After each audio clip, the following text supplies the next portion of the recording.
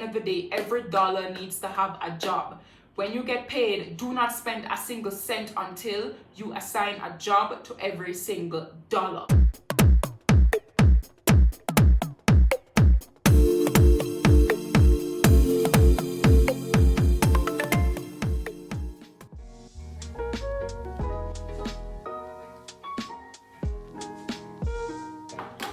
Hey guys, welcome back to my channel. Today I am gonna talk about something that I get asked all the time. How do I manage my money, Anna? What do I do with it? Anna, why am I always broke? Anna, why can I not know? Why can't I ever see my paycheck? It just disappears as soon as I get it. I can't account for it. How do I manage my money, Anna? All right, so here's the thing. There are two things you need to know before I jump into the percentages that I suggest that you use. The first thing is, guys, you guys know I'm the queen of practicality. And if you don't have enough money, you just don't have enough money. So what's gonna have to happen is you're going to have to increase your income. And I'm not gonna go into this whole discussion again. I just know, over here, so just now I calm down. So I'm not gonna go into this again, right? I'll just keep my thoughts to myself. But you need to increase your income. I always tell my clients that finance is very black and white. It's either you're gonna do this to get this result, or you're not gonna do it and you're not gonna get this result. Finance has no place for feelings and emotions, no matter what you think and no matter how you feel. The fact is just the fact. If you are in a situation where your expenses are not unreasonable and not exorbitant, then the only thing you can do is increase your income. No matter how you feel about it, you're going to have to do it. You're gonna have to find a way to do it. So it's either you're gonna sit and complain that this is what government do and these are the circumstances and these are the situations and these are my circumstances. I always tell you it's either you're gonna sit and do that and not see a change, or you're gonna have to find a way and see a change. I keep telling you guys, this is 2022, okay? Just like you have access to watch this video, you have access to watch other videos on YouTube and learn other skills. No. Having said that, when it comes to managing your money, as I said, there are two things that may have to happen. First is you need to increase your income, and guys, my clients know this. I don't care how much you earn, it's always a requirement for you to increase your income. You always have to increase your income, because if you're going to hit your retirement targets or you're going to hit your work optional targets, you're going to have to increase your income. You're always going to have to increase your income.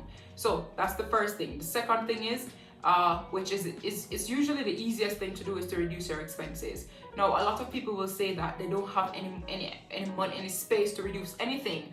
But what if I were to tell you that that's one of the ways I find so much money in my clients' portfolios? I'm not a magician. I don't put money in my clients' portfolios. They come, I ask them for their payslip, I ask them to account for this, and at the end of the day, you realize that you're not actually accounting for it properly. You think you are, but when push comes to shove, you really aren't. So what happens is, when I sit down and account for it, or can't account for it, then you know that there is a gap, there's money missing. And so if we try to assign a task, assign a job to this money, you'll see change in your portfolio. Another thing is to reduce your expenses. Now, here's the thing. If you are in a situation where your expenses are higher than your income, you are living above your means. Now, hear me out. Remember I said earlier, finance is black and white. There's no place for feelings. No matter how you feel like, your expenses are necessary because of what's going on in society now, it doesn't change the fact that you are not earning on that level. So you still would be living above your means, which, if you think about the phrase, you need to just look at your income, and whatever you're earning is what you can afford. That's just the fact. That's what you can afford. So logic dictates that if your income cannot afford the bare necessities to survive, then it would mean that you'd have to increase your income, right? But for those of us who have expenses that are a little exorbitant, you can't account for money. You live in a $150,000 per month apartment. You drive a $150,000 per month vehicle, or you you have a car loan, but you don't need to even have a car in the first place. These are things that you can look to. It's not guys, it's not abnormal for me to ask a client, hey, listen, this apartment that you're in, you can't afford it, you're living above your means, you're gonna have to get out. These are the kind of sacrifices you're going to have to make. But nobody wants to make these sacrifices. Well, my clients have to. But people don't really want to make these sacrifices. They don't want to hear that they have to, uproot themselves and go find somewhere cheap. Especially if you're one of those people who you are, you're on social media, so you have this bashment place and everybody knows about your bashment place. You don't want to give it up because what are people going to think? Guys, let me tell you something. You don't have time to be wondering what people are going to think about you. People are fickle.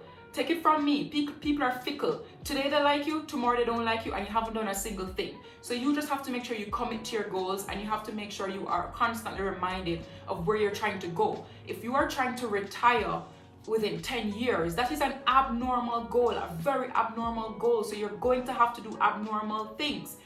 Like, in a $150,000 apartment, you're gonna have to get out.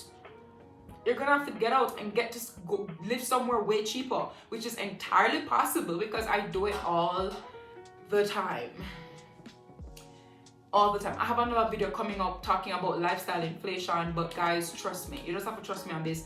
If you want to achieve these abnormal goals, you're gonna have to make some sacrifices. So I would revisit my expenses to see where I'm at. Right now, I'm gonna get into the formula and the percentages, don't worry. I revisit, my current lifestyle to see where I'm at right now based on the goals that I'm trying to achieve, and you're just gonna have to make the sacrifices. That's it. And yes, I have made the sacrifices. I did, because I know you're gonna ask. I did, which is why I can tell you it is necessary, right? Now, how do you manage your money? I use a formula. I use several formulas actually. There's one in my book, which I believe is 50% of your income goes to your needs, which I'm gonna go back through this in a little bit, but 50% of your income goes to your needs.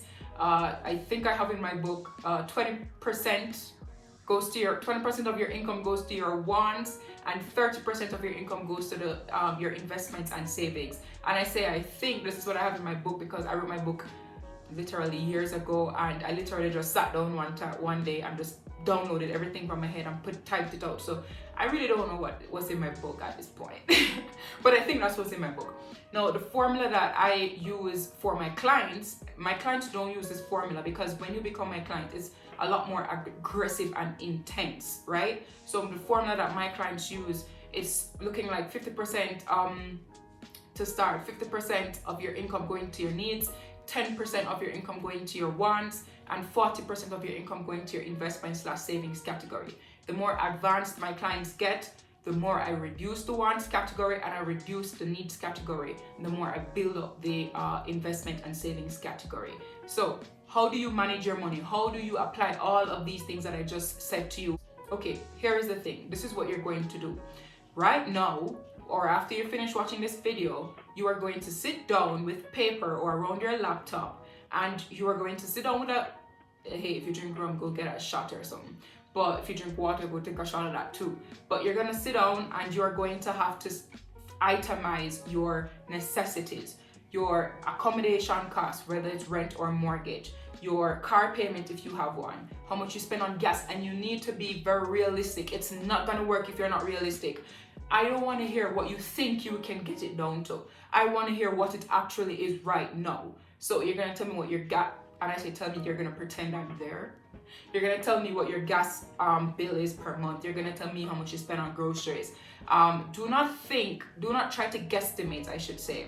If I were you, I would try to find some receipts, or if you use your card a lot, go back through your statement to see how much you spend on food. And I don't want you to just think of supermarket as food. If you swipe your card for KFC, if you swipe your card for Starbucks, if you swipe your card for supermarket, out of all of those, that's food.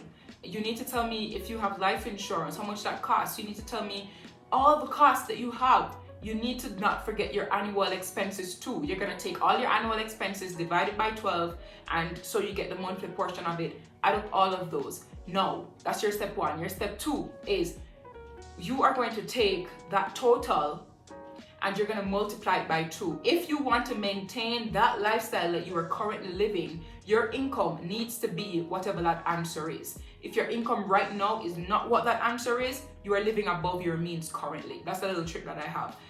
If the answer, if your income is not the answer, you're living above your means point blank period. This is not no place for feelings. This is what the numbers say. This is what the numbers suggest.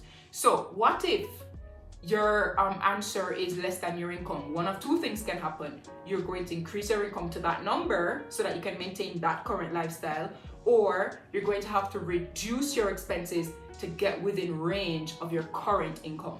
So let's imagine you are in the latter part. If your income is less than the first answer we got, you're going to take your current net income and you're going to divide it by 2, and whatever that answer is, you need to get all of those expenses down to that answer, which it may mean you're living in a place that's too expensive for you, so you need to chop that in half, for example, to bring down the bill. You're probably driving a bashment car and you can't afford it, you need to drop that. You're probably eating salmon every other day. You probably can't afford it. You need to be realistic. You need to be honest with yourself, right? You need to get to the point where you're honest with yourself. Then you make a plan so that you can get to the point where you can go back to the lifestyle that you were living. You eat shrimp every day, you can't afford it. You eat steak every day and you can't afford it. And it don't mean to you have a grocery store to buy steak. You probably all dress up and gone out every Friday and eat steak. You can't afford it. You need to be honest with yourself. So you're gonna have to make some reductions there to get your income down within target. And if you can't reduce anything else, you're going to have to increase your income.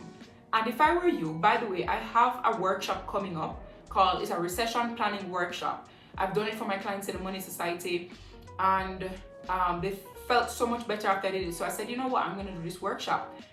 This recession planning workshop is going to make sure you are okay when the recession is, not if, when the recession is declared, and how you can come out ahead. If you come to that workshop, you're gonna see more of my personality and my mindset, which is you have to increase your income. I don't care. There are no two ways about it. You're going to have to do it, because if you want this outcome, you're gonna have to do this. That's it. Nobody's gonna do it for you, right? So back to the thing. Now, you're gonna have to make a plan to get to that. So you're gonna say, I need to increase my income within 3 months. You say month 1, I'm gonna do pure research. I mean, night and day research. My clients can tell you, I don't play with the research part. Night and day research. And I'm not your coach. So you need to be able to see the evidence of your research. I don't want you just going on Google and just mindlessly scrolling. You need to do hardcore intense research so that your research can actually provide results, okay?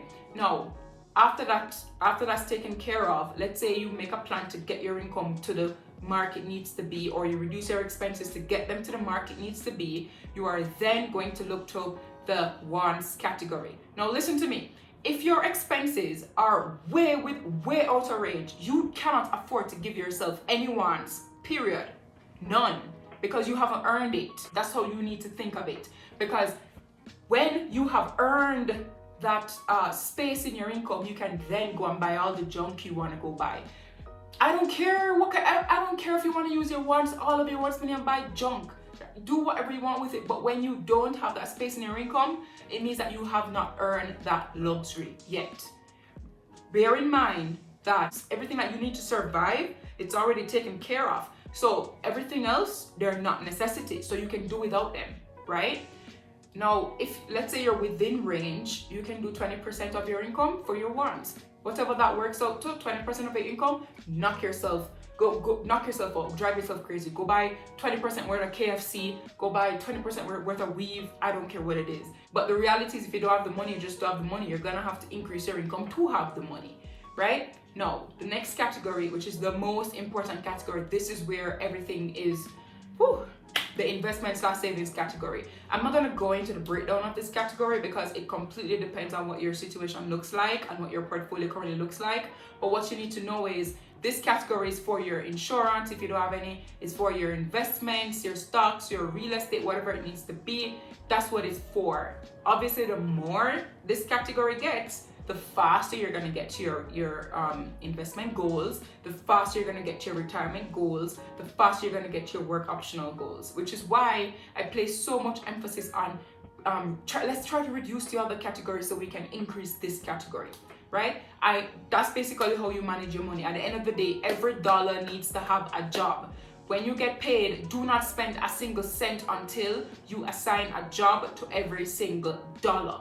Every dollar needs to have a job. You cannot convince your employer to pay you even a cent more than you are contracted to get paid. So you need to understand that you need to value every single cent you're getting paid.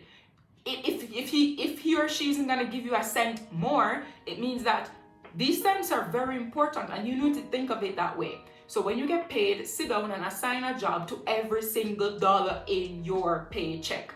Do not spend anything until that is done. And then after that's done, after you've sat down and you've done the paperwork as it relates to where the money is gonna go, you then need to treat with the investment category first if you are at that place. If you've done the prep work and you realize that you are spending all of your income on needs, obviously you won't have any for investments or savings category.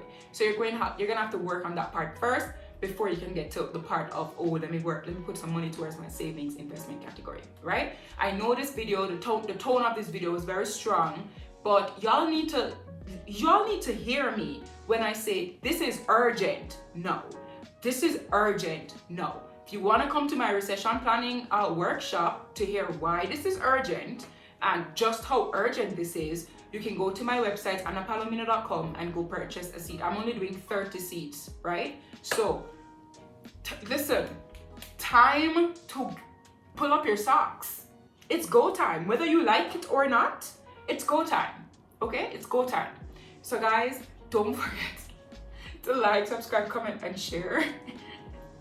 I'm sorry for sounding how I sound. I'm not really sorry. This is how I sound when I'm passionate, and I am passionate about this, and I'm passionate about you not allowing a recession to come and slap you away, box you away, take your head and fling it and twist it.